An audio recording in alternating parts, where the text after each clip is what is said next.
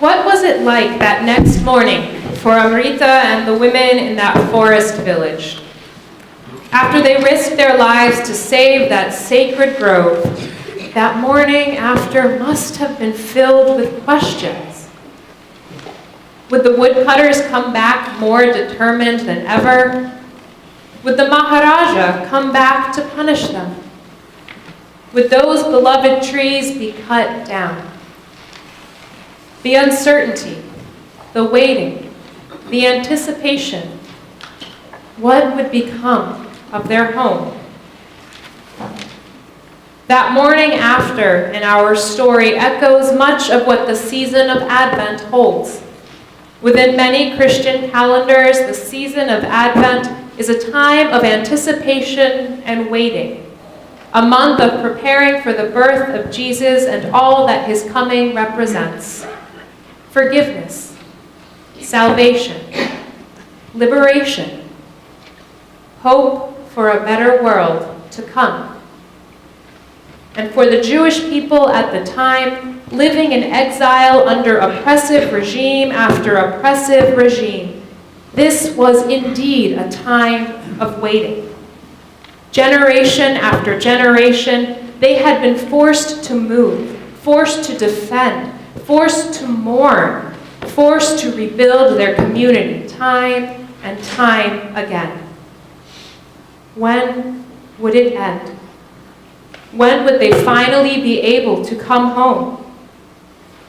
Although the Jewish and Christian traditions hold varying views on the nature of this time and the meaning of the birth of Jesus, there is one feature that they do seem to share. This time was one when people were waiting for and anticipating a change that would bring them to the sanctuary of home. And for the people living in exile in that time, home was not only about the physical location, the structures and buildings that they were constantly seeing torn down. Home was their history, their community rituals and roots, sometimes our technology, their culture, their stories and songs. Home, like that forest grove, was the space that held their dreams and secrets.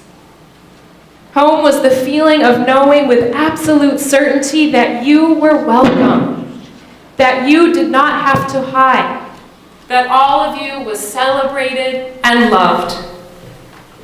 Home was the feeling of deep connections inseparably interwoven into our lives and our identities.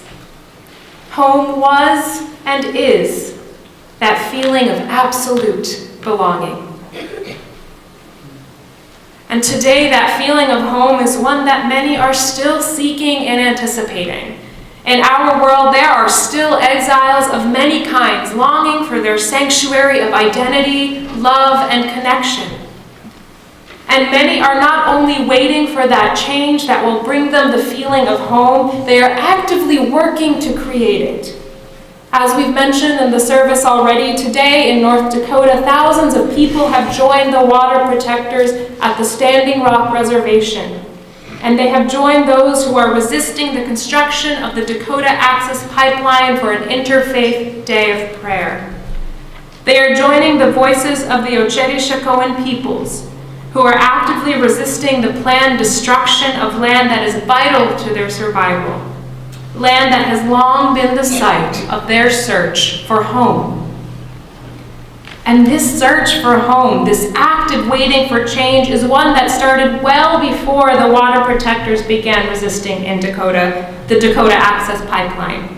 Like the Jewish people in exile, it has been a search that has spanned generations. Since the beginning of European colonization, uprooted their communities, devalued their cultures, erased their histories, and dehumanized their identities that created their sense of belonging and connection, that created their home. Today's day of prayer, the water protectors' resistance, the perseverance of the Oceti-Sakowin people are all acts of creation and preparation for a sanctuary home that is long overdue to arrive. This past Thursday, I attended a webinar on the ongoing efforts of the water protectors and their allies, hosted by some of our own UU organizers in North Dakota. And what touched me most was their description of the camp where people had gathered, the preparation for the home that their resistance had created. Each day, all who have gathered are invited to participate in regular worship, moving through the day and the site with reflection and intention. Each day, members are invited to help create the meals that they will all share. Children are welcome and invited to participate in daily schooling that does meet the state requirements. People from all over the world are invited to connect with one another, to share their stories, to learn from each other, and the historical struggle that they have joined. Elders are revered, art is created, and yes, even pets are welcome. And as one organizer on the call described, any mistakes that happen are held in love. Whenever someone says or does something that offends or violates camp cultural expectations, the atmosphere is one where the corrections offered are done in a recognition of trust and faith in the relationships being formed. When you're loved and corrected, you're never rejected. The space being created is one where connection is the core of community, where everybody can absolutely belong. Amid all the tents and temporary shelters, the space being created at Standing Rock is that long overdue feeling of being home. And the resistance at Standing Rock is just one example of a broader community search for home.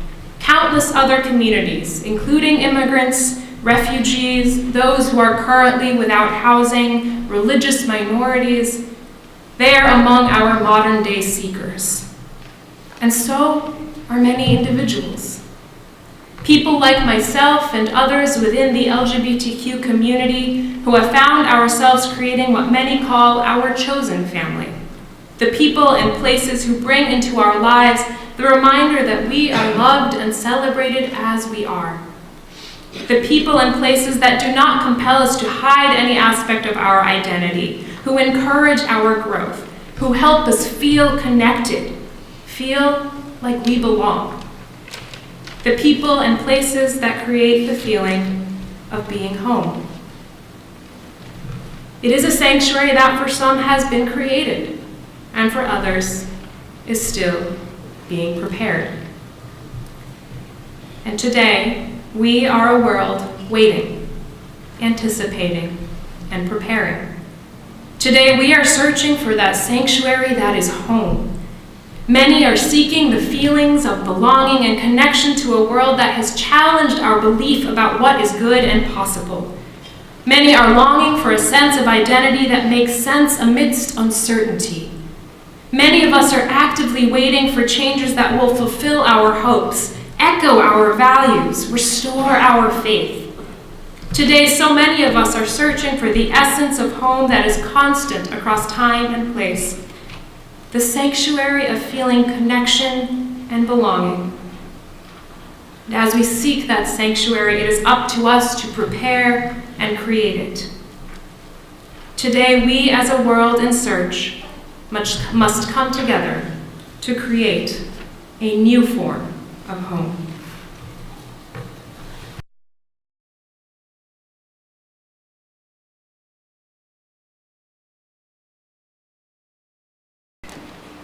A new form of home. I didn't notice at first that they are a family. And that's understandable because it's really just a table, a group of people who are clearly not related by blood, sitting at a conference table at the South San Francisco Convention Center last Thursday afternoon. And I sat down at that particular table in truth because it was close to an outlet. And I thought that was what would be needed to keep me connected that day. I began to introduce myself to the people. They began to introduce themselves to me. And not one of them ever said, "This is not your family's table."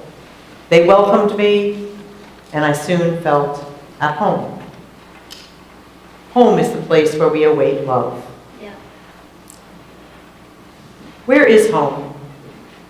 Many of us are asking that, as Ranwa said. Is it a place where I can share my deep sorrow and know that people will understand that sorrow, or a place where I can also share my deep joy and people will understand how important that is too? It is a place, perhaps, where I can be my whole self, and also the place where I can make those mistakes and have them greeted in love and not shame. Is it a place where I can reveal my doubts about everything when the world has been turned upside down? I think all around our circles right now, people are asking these questions, particularly in light of this holiday season, which our advertisers continue to chirpily remind us is about a false sense of family and home. We're asking a different question. Who am I? Who are my people? Who do I feel safe with? Who do I feel known by? And these are all deep and soul-stirring questions that are new for some among us and for others too familiar. There is a pain both in asking that question with learned resignation for the umpteenth time once again, and there is pain in asking that question for the very first time, because you suddenly see that people have a capacity for hatred that you didn't know they had. As we live in this world where there is suddenly a license to hate and people are taking up that license and waving it gladly, it is sorely difficult for those of us who believe so deeply in the power of the human experience. So home becomes where they take you in. Home becomes where the heart is. So as that Thursday afternoon wore on at this meeting sponsored by the organization that is the parent to Cisco, our Congregational Justice Network, we heard first from the young adults who were the first to organize after Michael Brown was killed outside of St. Louis. And then, after they were done, and we were all taking in their wisdom and all that they left us with, most of the women who were at the table that I was sitting at rose up and went up onto the stage. The slide changed, and suddenly it said, "Movement Mothers," because all the women that I had been sitting with were mothers whose sons had been killed at the hand of police violence. And as they spoke, telling first a story about who their son was and then the circumstances, which I'll share at some other point, quite dreadful, of their deaths. Tragedy overwhelmed all of us, and there was not, I can honestly say, an eye in that room that did not hold tears. And when they returned to the table after speaking, they were all crying, and they began to go around and hug one another. And the hugs went around the table and included me.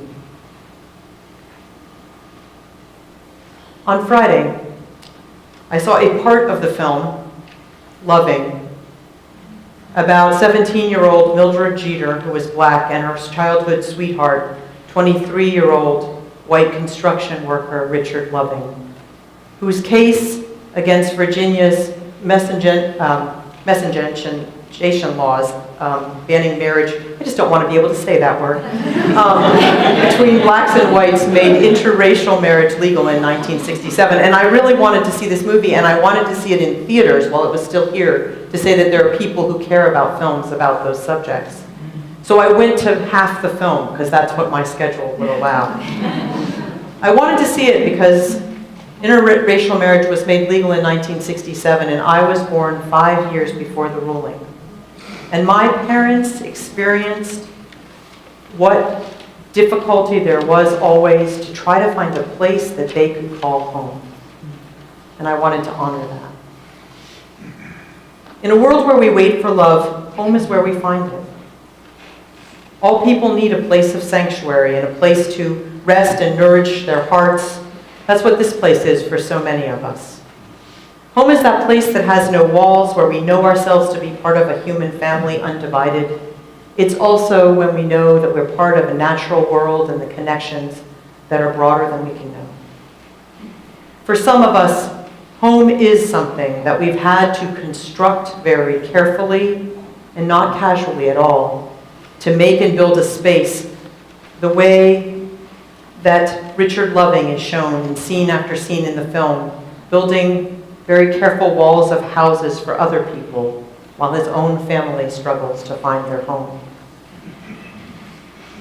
For many of us, home today may not look like a Norman Rockwell painting, and still it's home.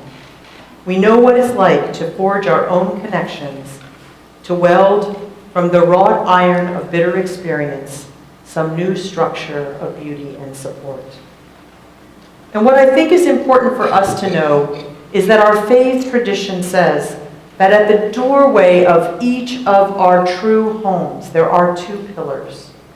And on this side, it is that part of our tradition that believes in the inherent worth and dignity of all people and invites us to invite through the doorway all people, even those with whom we violently disagree, even those who would deny the worth and dignity of others.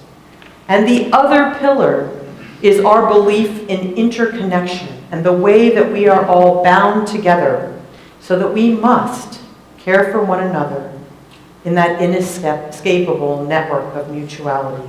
And these two pillars must form the welcoming portal for all our true homes. Home is where you garnish the resources necessary to be present to the world as it is, so that we can craft it into the world that we need it to be. Over dinner on Thursday night, the movement mothers and I talked about grief, about loss, about how hard it is to be a parent in this world in which we live. And they talked about being grandmothers to fatherless children, and about being great-grandparents who kept telling their painful stories over and over and over again so that their great-grandchildren, many of whom are now in their care, will never have to experience that kind of loss again.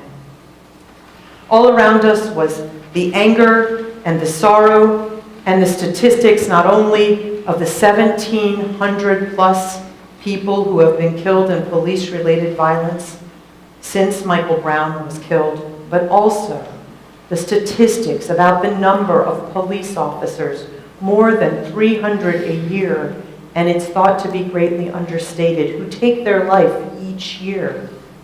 And we talked about how the system we have somehow constructed is serving no one. And they gave me buttons with their sons' pictures on them. And we exchanged Facebook names and emails. Because when it came time to leave, we were loath to part, to leave that temporary home we had created around that table and say goodbye to that time and space. Home is where you are held by your deepest connections. And I believe that this is true, that we must think each of us long and hard what it means to have home and how we can create it. Just do it through our actions. Just be that home for people. If those women, those who had suffered one of life's most painful losses, could extend their hospitality so easily to everyone around them, how can we not be that place of sanctuary, that place of home?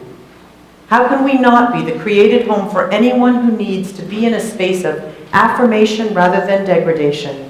How can we not speak out and ask that our cities be sanctuaries against any hate-based policies which may come down from a federal government temporarily held hostage to hate? How can we not consider offering sanctuary in these walls to those whose lives may be endangered by those policies in the future?